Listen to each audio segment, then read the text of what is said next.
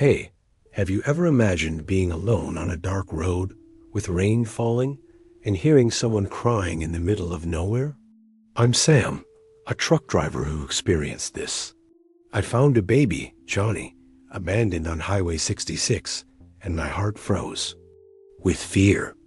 What if no one saved him? What if he was left alone forever? Have you ever been afraid of losing something or someone important?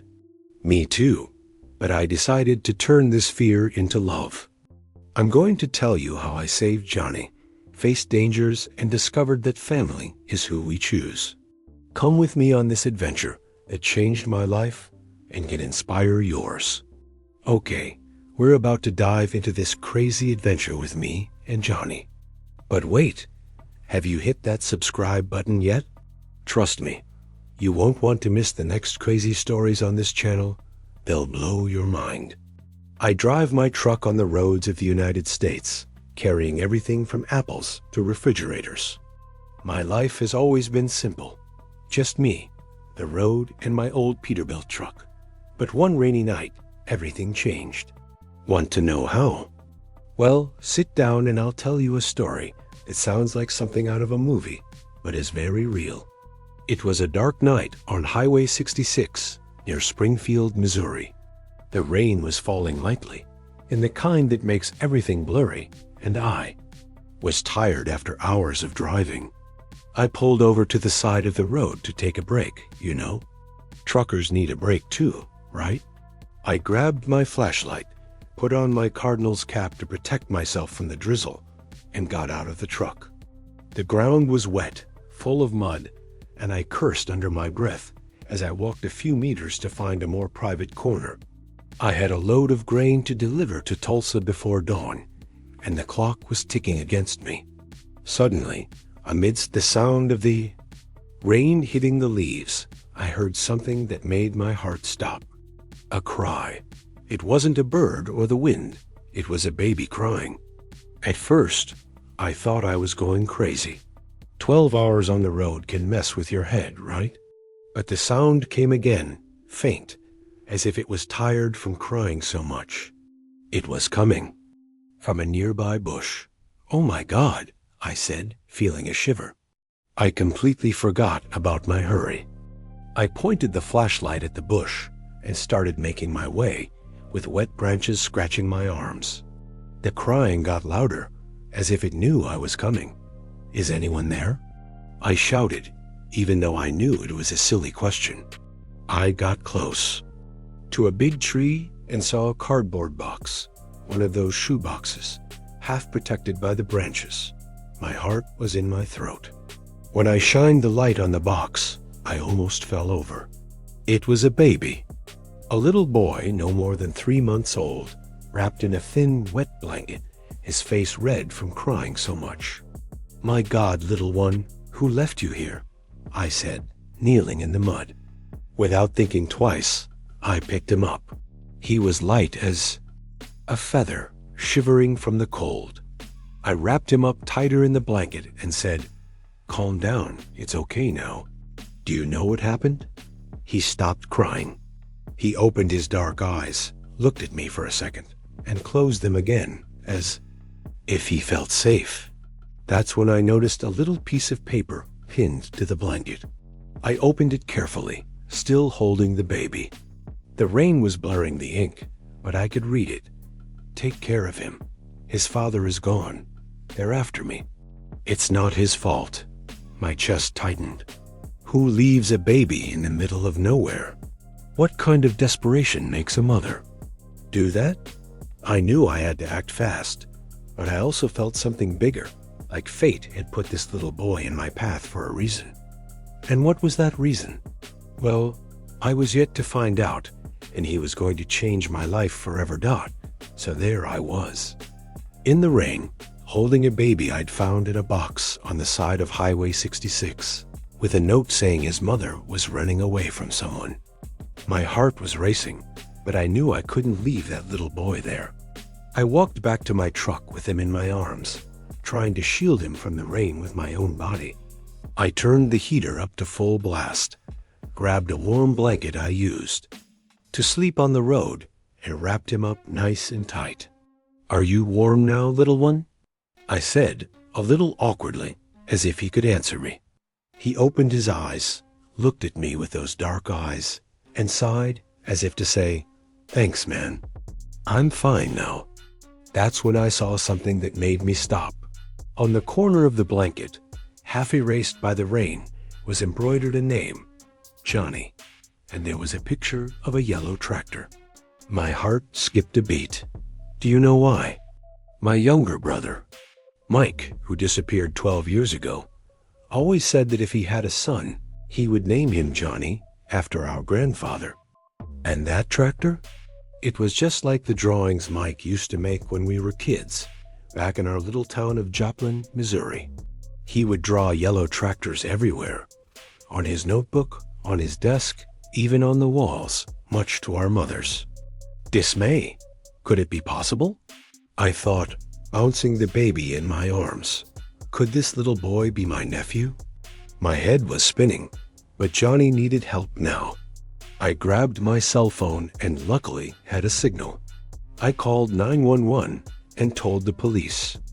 Officer who answered, "I found an abandoned baby on Highway 66 near Springfield," I explained. She told me to take him to the nearest police station in Lebanon, about 20 miles away. "Go carefully. Hold the baby tight," she said. I looked at Johnny, who was sleeping peacefully on my blanket, pouting like he was sucking on a bottle. "Okay, little one, let's go somewhere safe," I promised. I made a nest with the blanket in the passenger seat so he wouldn't roll away and drove slowly, slower than ever, with one eye on the road and the other on him. The rain beat down on the windshield, and I couldn't stop thinking about that name. Johnny and the tractor. I remembered Mike, my younger brother. We grew up together, just the two of us, after our mother died and our father left. Mike was the smart one, always with a smile that won everyone over. I was the quiet one who liked to work and follow the rules. When I turned 18, I became a truck driver, like our Uncle Don. Mike stayed in Joplin, working at a hardware store, but he wanted more, always dreaming big. But his dreams went down the wrong path. He started hanging out with weird people, spending money he didn't have. One night, I came home from a long trip and found him with some strange guys, counting money in the living room. "Mike, what's up?" I asked. He tried to hide it, but I knew he was up to no good. We had a big fight, and he disappeared a few days later, leaving only a note. "It's better this way. Don't look for me." That was 12 years ago, and I never heard from him again. Now, with Johnny sleeping next to me, I felt like maybe, just maybe, fate was giving me a chance to find my brother again, or at least to take care of his son. When I arrived in Lebanon, I saw the police station sign shining in the rain. My heart was heavy, but I knew that this was the beginning of a new journey, one that would lead me to answers I had never imagined. Arriving at the police station in Lebanon, with Johnny in my arms, was like walking into an adventure movie, but with a heavy heart. The rain was still falling outside, and I held him close, wrapped in my blanket, trying to keep him warm. The station was small, with 2 old police cars parked outside and a faded sign. When I walked in, the receptionist, a young woman named Jenny, stared at me like I'd brought in a baby bear. "Good evening," I said, a little awkwardly. "I found this baby on the road." I called 911. She called Sergeant Thompson, a big cop with gray hair and a look like he'd seen it all. I told him everything. The rain, the crying in the woods, the shoebox, the note that said, "Take care of him. His father is missing. They're after me." I showed him the note, and the sergeant read it, shaking his head. "This isn't the first time I've seen this," he said with a sigh. "But abandoning him in the middle of the woods? That's new. His mother must be in trouble." A police officer, Officer Sarah, picked up Johnny to check on him. My arms were empty, feeling a strange emptiness, as if I had already grown attached to that little boy. The sergeant made me tell the story again, writing down everything. Where I found the baby, if I saw any suspicious cars, any details. I asked, what was going to happen to Johnny? He's going to the hospital for tests, the sergeant said. Then he'll go to the shelter while we try to find his mother or relative. If we don't find anyone, he'll go into the adoption system. Those words fell like a rock. The adoption system? Imagining Johnny, who might have been my nephew, going from shelter to shelter with no one to call family, made my throat tighten. What if a relative shows up? I asked, trying not to sound desperate. The sergeant looked at me carefully. Do you know something you're not telling me? I almost told him about Mike, my brother, about the name Johnny and the embroidered tractor. But I stopped. Without proof, they'd think I was crazy. No, I'm just worried about him, I said. He nodded, but I could tell he was suspicious. I sat there on a hard bench as the ambulance arrived. I watched Johnny being wheeled away, crying, into a portable incubator. I tried to get closer, but a paramedic stopped me. Authorized personnel only, he said. I stood there, watching the ambulance's lights disappear into the rain, feeling a part of me go with it. I signed the papers the sergeant asked for, gave him my number, and asked if they could let me know about the baby. It's not standard, but I'll write it down, he said, squeezing my hand. You did something good today, Sam. A lot of people would have ignored the crying. Wow, can you believe a story like this? Have you ever heard of someone finding a baby in the middle of nowhere? Or maybe you know someone with a crazy story like mine. Leave a comment below. I'll read each one and help you with any questions. I left the gas station when the day was just beginning to dawn. The sky was still gray, heavy, like my heart. I sat in the truck, staring into space. I had to deliver the cargo to Tulsa, but I couldn't start the engine. Something was holding me back. The name Johnny, the tractor, the note. It was as if fate was shouting, Sam, this isn't over. I drove to the Lebanon City Hospital, a simple building with peeling paint. At the reception desk, I asked about the baby. The attendant, Miss Betty, looked at me suspiciously. Are you a relative? I hesitated, but I was honest. I'm the one who found him on the road. She smiled. The hero. The nurses are already talking about you. He's fine, undergoing tests, but he seems healthy. Relieved, I asked if I could see him. Just relatives, she said. I left the hospital with a heavy heart, but also a spark of hope. Johnny was fine, but I needed to know more. Who was the mother? Where was Mike? I got back on the road, but something inside me told me that this story was just beginning. I was going to seek the truth, even if I had to travel the entire country to find it. I left the hospital in Lebanon with a heavy heart, but one thing was clear. I wasn't going to let Johnny become just another number in the foster care system. That little boy, with his dark eyes and the embroidered name that reminded me of my brother Mike, had touched me in ways I couldn't explain. I drove to Tulsa and delivered the grain, but my mind wasn't on the road. It was on Johnny. I drove straight back to Lebanon without a second thought. I couldn't sleep, just thinking about that baby and the possibility that he might be my nephew. I decided I had to do something.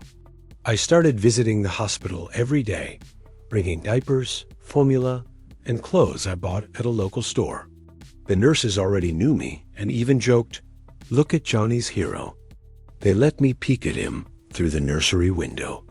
When Johnny saw me, he waved his little arms as if he knew who I was. It warmed my heart, but it also hurt, because he was still in a hospital crib, not in a home. A week later, I learned that he was going to be transferred to a shelter in Springfield. My stomach turned.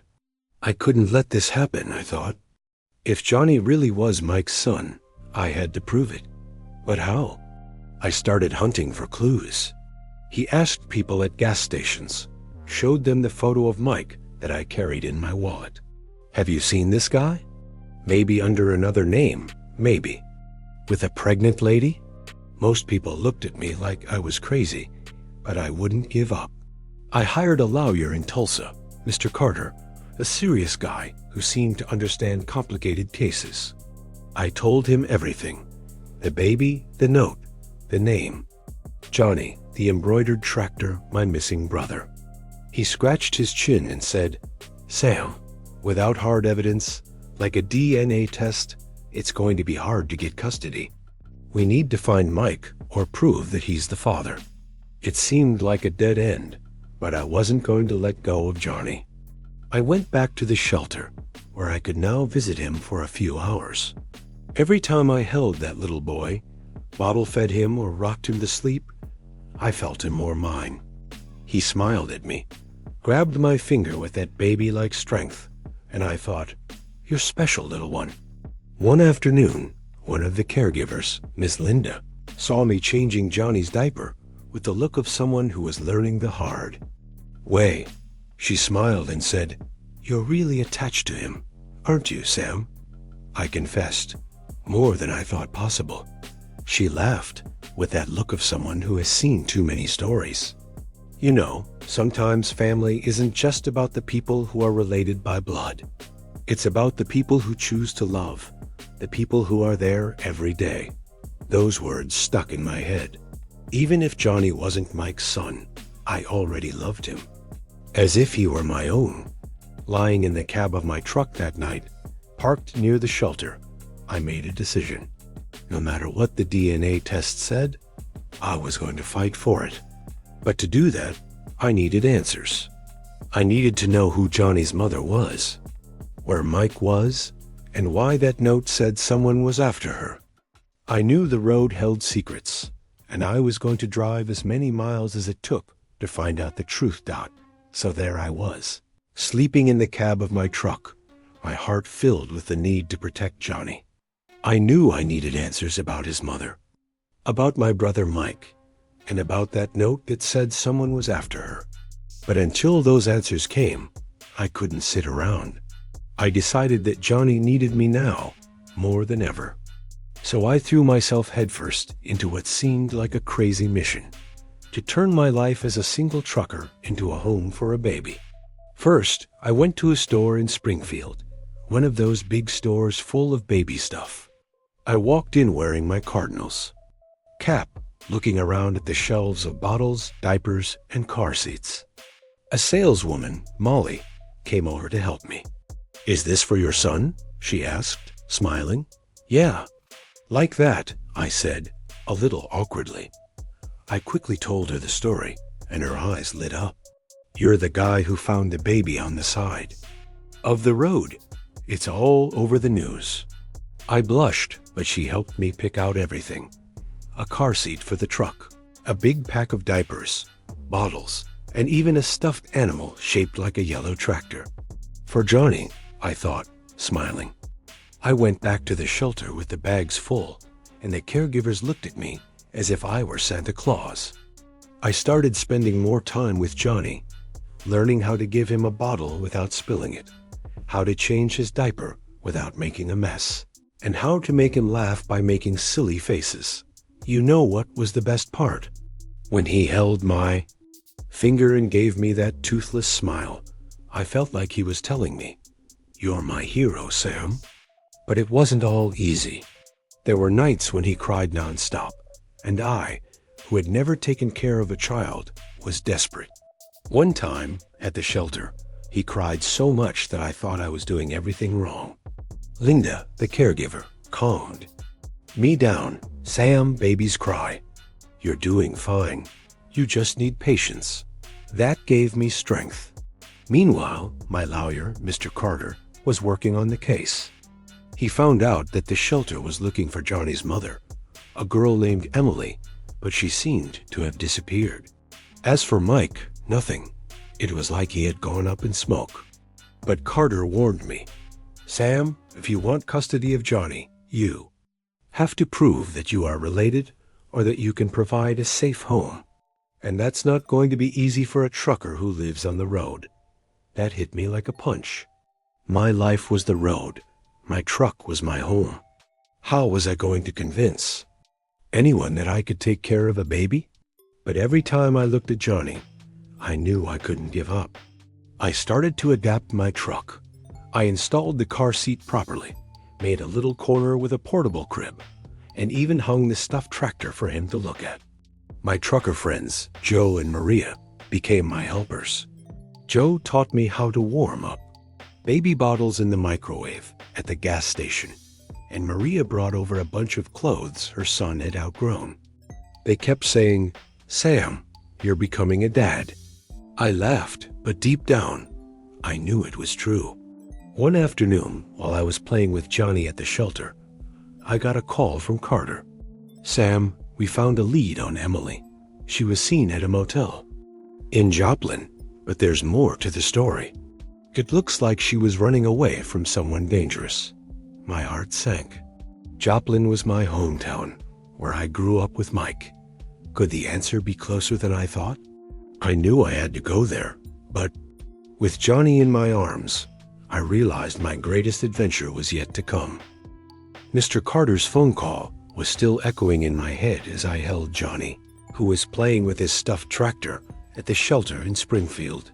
He said that Johnny's mother, Emily, had been seen at a motel in Joplin, my hometown, and that she seemed to be running away from someone dangerous. Joplin. That's where I grew up with Mike, where we chased tractors and dreamed of adventures. My heart raced. Could the answer to all this be so close? I picked Johnny up, kissed him on the forehead, and promised, "Little one, I'm going to find out who your mother is and where your father is. I won't let you down." I packed up my truck, strapped Johnny into his car seat, and headed for Joplin. The road felt different now, as if every mile brought me closer to a secret. When I got to Joplin, I headed straight for the motel Carter had mentioned, the Starlight Motel, a run-down place with a flashing neon sign. I parked the truck, picked up Johnny, and went inside. The receptionist, a lady named Ruth, was chewing gum and reading a magazine.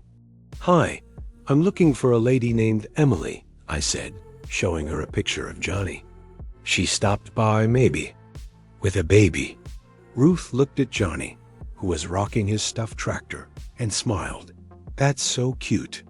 "Yeah, I remember an Emily. She stayed here for a few days, but she seemed scared, always looking out the window. She paid in cash and left suddenly." My heart sank. "Did she say where she was going? Or was she with someone?" Ruth shook her head. "No, but she left this." She handed me a crumpled envelope. Inside was a piece of paper with an address. Scrawled on it, a mechanic shop in Carthage, about 15 minutes away. I thanked her, put Johnny in his car seat, and drove over.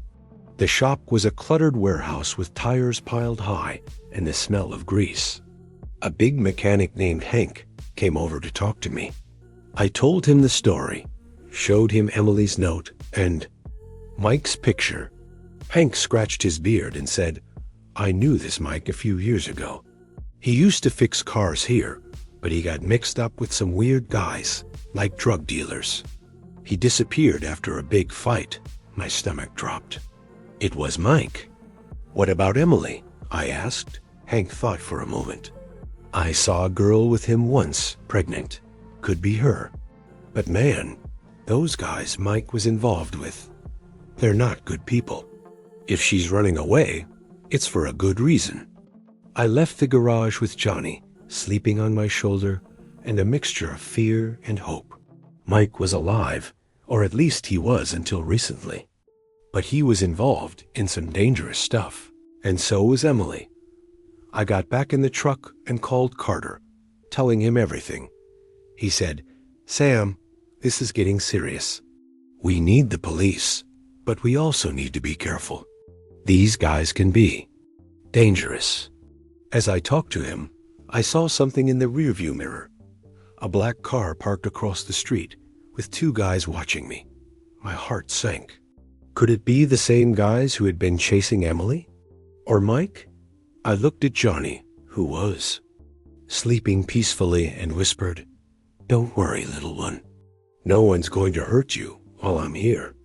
I started the truck, my hands shaking, and drove away, knowing that this wasn't just about finding answers.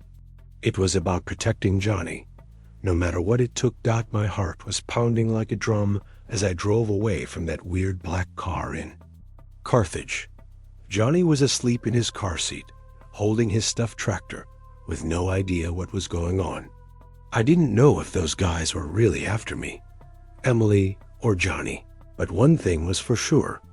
I had to protect this little boy. I pulled over to a 24-hour gas station, one of those brightly lit roadside gas stations with a bright sign advertising hot coffee. I parked the truck in a corner where I could see everything around me, just to be safe. I picked up Johnny, still wrapped in his blanket, and went inside to get some air. The attendant, a guy named Pete, knew me from other trips. "Sam, who's that little guy?" he asked, pointing at Johnny. I told him the whole story, from the crying in the rain to the black car I'd seen. Pete's eyes widened. "Man, this is like something out of an action movie. Watch out, Sam. There are some strange characters running around here." I sat at a table with a coffee in my hand, looking at Johnny, who had woken up and started babbling, as if he wanted to tell me a secret. "You're right, little one," I said, smiling. "We'll figure this out together."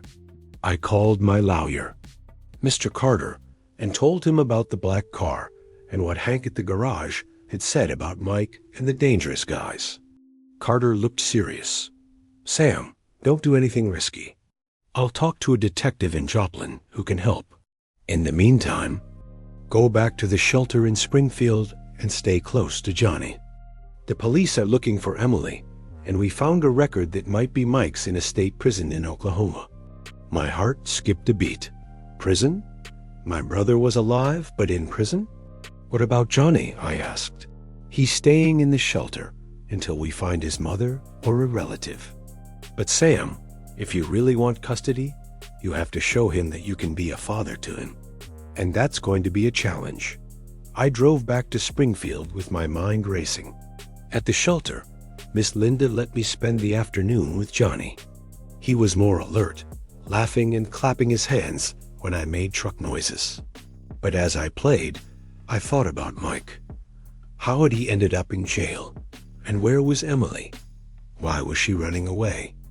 I knew I needed to talk to my brother, but Oklahoma was hours away, and I couldn't leave Johnny. So I did something I never imagined. I asked for help. I called my trucker friends, Joe and Maria. I told them everything, and they showed up at the shelter the next day, bringing more clothes for Johnny and a plan. "Sam, we'll take care of Johnny while you go after Mike," Maria said. "You saved this boy. Now go save your family." Joe patted my shoulder. "And hey, if you need backup, just call. Truckers are family." I cried right there, holding Johnny, who seemed to understand that something big was happening. The next day, I dropped him off with Maria, kissed him on the forehead, and said, "I'll be right back, little one. I promise." I got in my truck and headed for the Oklahoma prison, my heart heavy but full of hope. I was going to find Mike, find out the truth about Emily, and make sure Johnny had a safe future if it was the last thing I did. The road to Oklahoma seemed endless, the warm sun shining on the asphalt, and my heart pounding just thinking about what lay ahead. I was on my way to visit my brother Mike, who was in jail, according to Mr. Carter, my lawyer. I dropped Johnny off at the shelter in Springfield with Maria, my trucker friend, and promised him I'd be back soon. But as I drove, I kept thinking about Mike. Would he recognize me? Did he know about Johnny?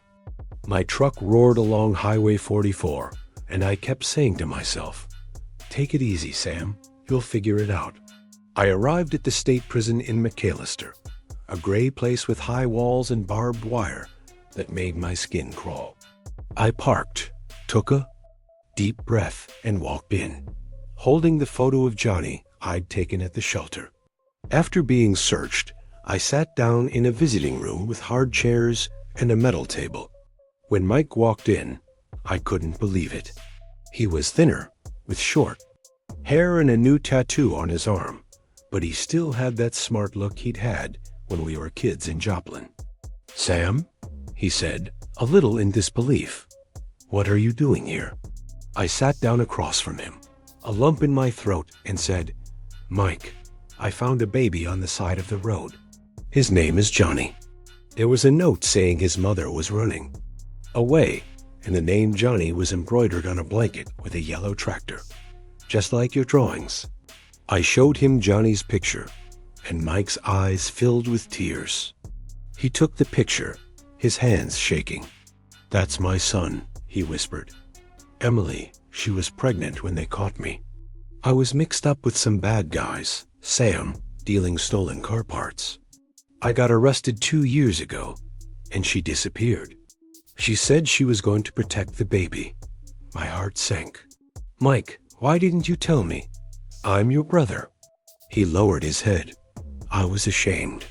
"I didn't want to drag you into my mistake." I asked about Emily, and he said she was a good person, but she was scared of the guys he worked with. They threatened her, Sam. That's why she must have run away and left Johnny. I left the prison with my head spinning, but with one thing for sure: Johnny was my nephew, and Mike, even in prison, wanted the best for his son. I called Carter on the way back and told him everything. He said, "This changes everything. Sam, we can order a DNA test to prove Johnny is Mike's son, and you can try to get temporary custody as a relative." But he warned, "You have to show that you can give Johnny a home, even if you're a truck driver." I went back to Springfield with a lighter heart, but also scared. At the shelter, I picked Johnny up, and he laughed, slamming the stuffed tractor in my face. "Your daddy's alive, little one," I said, kissing his forehead, "and I'll protect you until he gets out." But while I was playing with Johnny, I got another call from Carter. "Sam, the police have found a trail of Emily. She's in Tulsa, but she's in hiding. And what's more, those guys you saw in the black car, they might be after her." My heart raced again. I knew I needed to find Emily before those guys did, and Johnny needed his mother. With him in my arms, I felt like the road was calling me again to an even greater mission. I was holding Johnny, feeling his warmth against my chest, when Carter called me to say that Emily, his mother, was hiding in Tulsa, and that those guys in the black car might be after her. My heart started to race. "Okay, little one," I told Johnny, who was rocking the stuffed tractor. "I'll find your mother, but you'll be safe with Aunt Maria." I left him at the shelter with Maria, my trucker friend, who promised to take care of him as if he were her own. "Be careful, Sam," she said, giving me a hug. I hit the road to Tulsa with a sinking stomach, but full of hope. I needed to find Emily, not just for Johnny's sake, but for Mike, my brother, who was in jail and counting on me. Carter had given me an address, an old apartment complex on the outskirts of Tulsa, where Emily had been spotted. I got there at night, with the sky full of stars and the air smelling of hot asphalt. I parked the truck and looked at the buildings, all of them worn down, with lights flickering in the windows. "Please, Emily, be here," I whispered. I knocked on the door of the building manager, a guy named Ray, with a thin beard and crooked glasses. I showed him Johnny's picture and told him the story. "Have you ever seen a girl named Emily, maybe scared, hiding a secret?"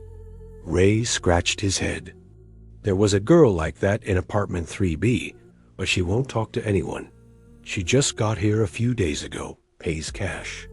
My heart leapt. I walked up the stairs, my footsteps echoing. I knocked on the door of 3B, and a shaky voice asked, Who's this? I'm Sam. I found a baby named Johnny on the road. I think he's your son. Silence. Then the door opened slowly, and there she stood, a skinny girl with messy brown hair and scared eyes. Did you find my Johnny? She whispered, tears streaming down her face. I convinced her to let me in, and we sat on an old couch. Emily told me everything. She and Mike had dated in Joplin, but he'd gotten mixed up with dealers in stolen parts.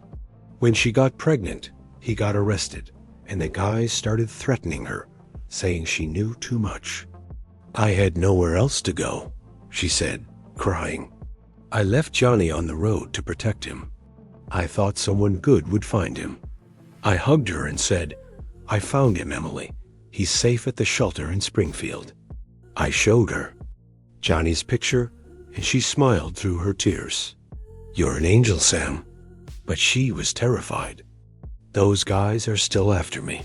I can't go back to Johnny now. I promised to help. I called Carter, who called the Tulsa police.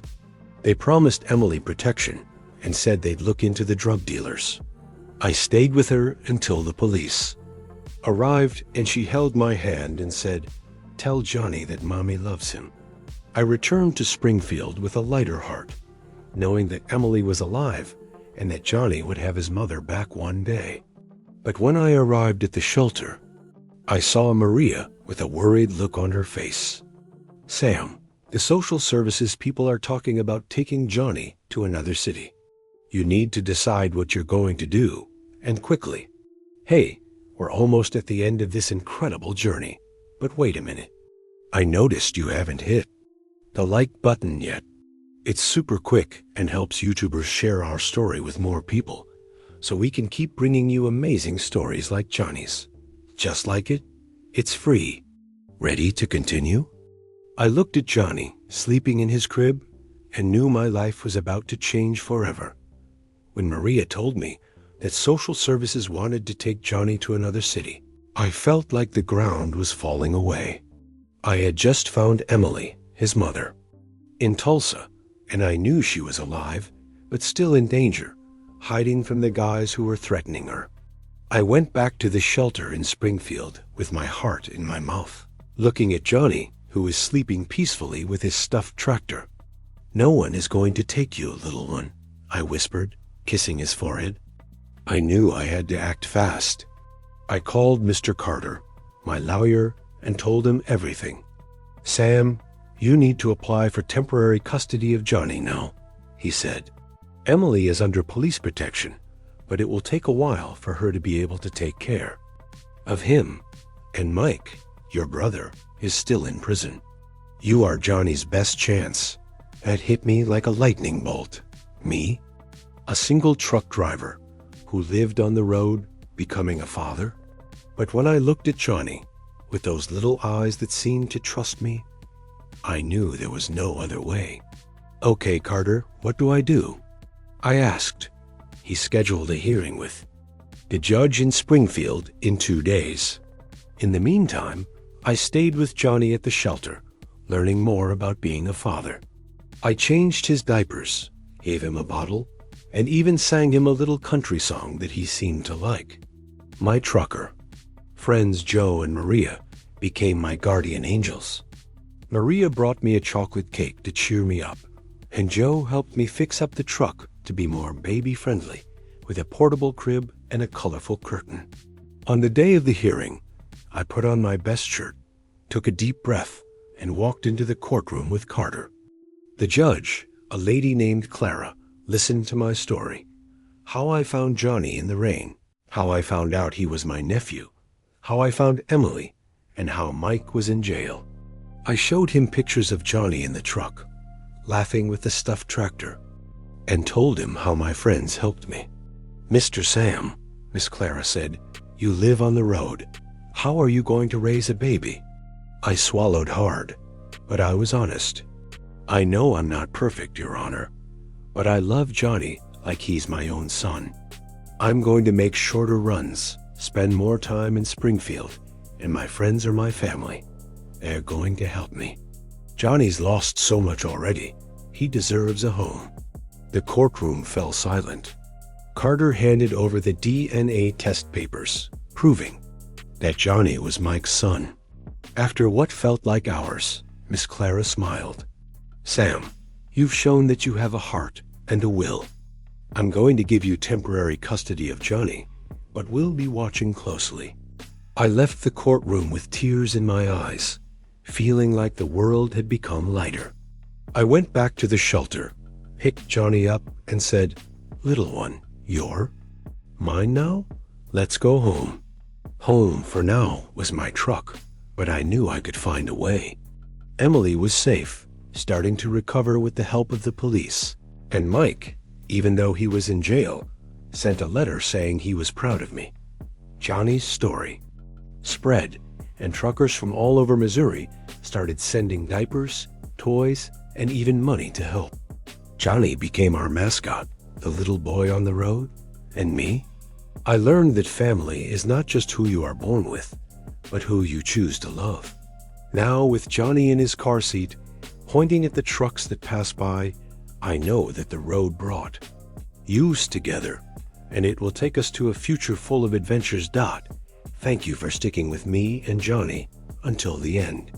You guys are amazing. Don't forget to subscribe to see more stories like this. We have many adventures to come, and I can't wait to share them with you. See you in the next video.